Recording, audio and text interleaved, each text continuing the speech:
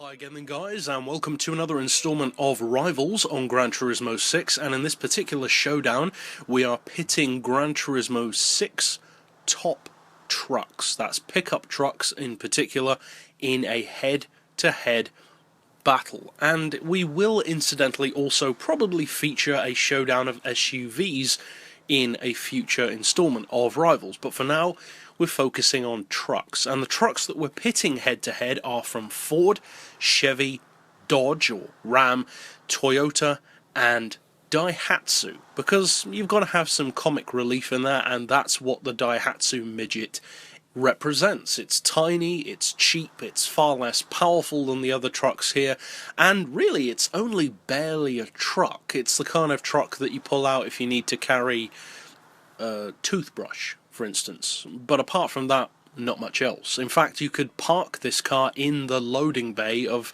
pretty much any of the other trucks here.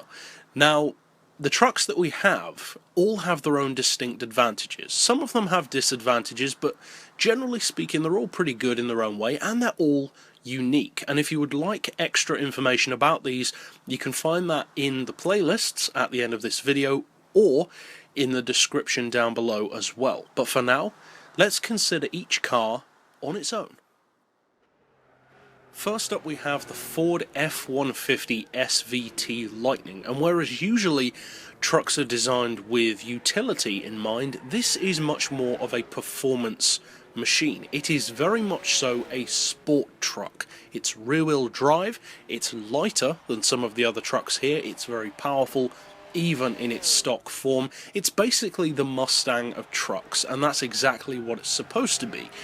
Now, this is one of my personal favourite trucks on Gran Turismo. It's been on the game for a while, and as far as advantages and disadvantages, it's actually got some interesting ones. It's powerful, but not necessarily quite as powerful as you might expect. It's certainly not the most powerful truck here, and the weight is a little better than you might assume. The fact that it's not all-wheel drive is disappointing initially, because it means obviously it can't launch as quickly as something like a Dodge Ram, but that also means that it is a little bit lighter, and it does give it handling, which is something more akin to a sports car than it would be if it were all-wheel drive. Overall though, for 35 grand, I would say it's a very good deal. It's one of my most well-used pickup trucks on the game, and for truck fans, I don't think you'll be disappointed with it. Next up we have the Chevy Silverado, in particular the SST concept, and this is a pretty expensive truck. 95 grand is sports car territory. You can get a Nissan GTR Black Edition for that kind of price. That being said though, this Silverado isn't just any truck. It's a 6.6 litre, 950 horsepower monster. It is the most powerful truck or SUV in the game, even more powerful than the Range Stormer and the Audi Pikes Peak Quattro. But although it's not quite as quick as those in a straight line, especially off the line, as it is rear-wheel drive and pretty heavy, being as it is still a 1.7 ton truck. Now, the rear-wheel drive means that, like the Ford, it does handle a little better than it probably would if it were all-wheel drive around the track. And as you can see from the lap time, it is quicker than the Ford by a decent enough margin. Given the power that it has though, you'd probably expect it to be a little quicker than it actually is. Next up we have the Ram, or Dodge Ram formerly known, 1500 Quad Cab. I love the Dodge Ram. It's one of my favourite trucks in the game, it's one of my favourite trucks in real life, and although arguably the version which we would most like to have on the game is probably the Viper-engined SRT10 model, for obvious reasons, this car is not without its advantages. For a start, the SRT10 is a rear-wheel drive truck, whereas this is all-wheel drive, and interestingly, and to me at least kind of ironically, this is actually the only all-wheel drive vehicle of this entire test. And it's also, partially as a result of that, pretty heavy. It weighs 1,777 kilos even after weight loss, but the all-wheel drive coupled with over 800 horsepower and over 800 pound-feet of torque mean that off the line, literally nothing else in this group can keep up with the Ram. It has incredible launch off the line, it's a phenomenal quarter-mile truck, and it can actually literally beat a number of supercars on Gran Turismo in drag races, which it should never be capable of beating. And I personally love using this car in online lobbies to embarrass people. Next up we have a very interesting truck, the Toyota Tacoma X-Runner. This is an interesting truck for a couple of reasons. For one thing, it's technically Japanese, being a Toyota, but in actual fact it's built for the American market, so really it's more of an American truck than a Japanese one. Now as such, you'd probably expect it to be fairly similar to vehicles such as the Silverado, the F-150, etc. And although to some degree it is, for instance it is rear-wheel drive, it has a larger engine than a Japanese car typically would, it actually has some very distinct and significant advantages over the other trucks. Probably the most notable advantage that this truck has is the weight. This is an ultra lightweight truck compared to the others at only 1,351 kilos.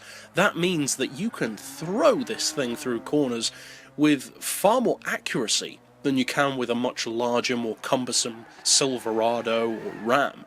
This truck really does know how to handle itself, and the fact that it is lighter, has most of its weight over the front end, has a relatively long wheelbase and is rear-wheel drive, makes it a superb choice of drifter. Next up now we have a vehicle which is possibly the most strange of the group, the Chevy SS R, which is kind of a convertible hot rod pickup truck utility sport thing. And as I've mentioned before on the channel, this is a vehicle which certainly has potential, but isn't exactly an obvious choice of performance car. Now the engine is reasonably big, it's a 5.3 litre, you're looking at over 700 horsepower, well over 700 pound-feet of torque, but it is also pretty heavy at 1.7 tons even after weight loss, and for a rear-wheel drive vehicle which as far as trucks go is relatively compact, that's not a good sign. Now the price isn't that cheap either at 44 grand, and although that's not a ridiculous amount, it's nowhere near as cheap as the Ford, the Ram or the Tacoma. So although it's a vehicle that certainly has potential, and as you can see from the lap time, it doesn't fall behind the others. It's a car which I would only recommend to people who are already inclined towards it. If you like this car, then check it out. If you don't, then there's no real need to. It doesn't really bring anything radically superior or new to the table apart from its looks. And finally we have the vehicle which probably stands the most out in this group, the vehicle that really is only here because of a technicality. This is far more of a K car than it is a truck, but as we said, technically it is a truck, the Daihatsu Midget.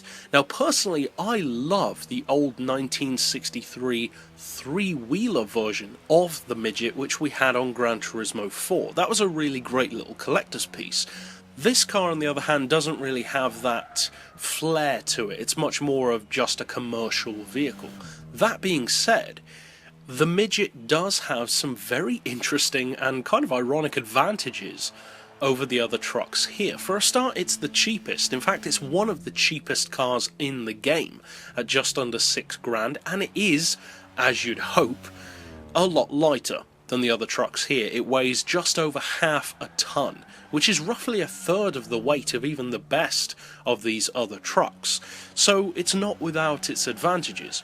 But a speed machine, well, that it isn't really. The PP, the power and the torque are all quite low. It's only got a 659cc engine, and as you can see from the lap time, it is quite obviously the slowest car of the group. But what now about our breakdown of points comparison to find our on-paper winner? Well, let's find out. Now, as you break down the numbers of these individual trucks, it's interesting to see how certain trucks tend to be pretty strong at everything. Others aren't necessarily bad, but they're just not quite as high at each particular thing. The thing that all of these trucks have in common, though, is the fact that they all have their own distinct personalities, and to some degree, whichever one of these you buy, they're all pretty fun to drive and have at least some use, which you can find purpose for them in. Obviously, some more than others, and some I would say are better value than others. But the question is, which one wins on paper? Now, first of all, we have the price, and for that, pretty obviously, we've got to give the point to the Daihatsu, because at $6,000, it is by far the cheapest of the selection. Then, of course, we have the engine capacity, and interestingly, it's the Chevy Silverado which wins out there with its 6.6 litre engine, which is considerably larger than any of the other cars here. In fact, it's almost a litre larger than the next closest thing, which is the Dodge Ram. Then, of course, we have the PP, and again, the Chevy Silverado wins out for that with a PP of 582, which isn't all that much higher than some of the others, but it is higher nonetheless. Next up is the power, which yet again goes to the Silverado SST. Not surprisingly, as we already said, it is by far the most powerful truck with 949 horsepower. Interestingly though, it's not the best when it comes to torque, because that point actually goes to the Ford F-150 with 840 pound-feet. As far as weight, well, clearly again, just like with the price, that's going to go to the Daihatsu at just 515 kilos. Interestingly, if you just go with the mainstream trucks, both of the advantages that the Daihatsu gets go to the Toyota. It is the cheapest and it is the lightest, but with the Daihatsu here, of course, the Daihatsu gets the point again. And finally, for the horsepower per ton, that again goes to the Chevy, because although it is pretty heavy at 1700 kilos, it does have so much more power than any of the other trucks that it just more than makes up for it. It is interesting to note, though, that the horsepower per ton isn't ridiculously high compared to the others, but it is by a significant margin, and as always, we will not be awarding points for the lap, because there are just too many variables like track, driver and tune. But it is interesting to note, as of course you'll have probably noticed as we ran through, that the quickest of this selection of trucks was the Toyota Tacoma with a 1:05 lap. So then, which one wins and how do they come out in order? Well, as you'll have probably assumed as we ran through it, it's the Silverado which wins out this particular battle with 4 points. Coming in second, ironically, is the Daihatsu with 2 points for both price and weight. Then in third, we have the Ford F-150 with 1 point, thanks to its torque. And then after that, coming in kind of in joint last place with 0 points apiece are the Ram, the Tacoma, and the Chevy SS R, which is a real shame because the Ram, and in particular the Tacoma, really are great trucks. And the Tacoma, as we said, was the quickest of them all. So once again, the vehicle that gets no points was the quickest. So overall, the Silverado is our winner, and it wasn't the slowest, but it definitely wasn't the quickest of the 6 either. Overall, if you buy any of these trucks, you will have fun with it to some degree and have uses for it under different circumstances. So that's it overall for this particular Rivals matchup, and as always, if there are matchups that you would like to see, feel free to slap those in the comments down below. But for now, as always, thanks for watching.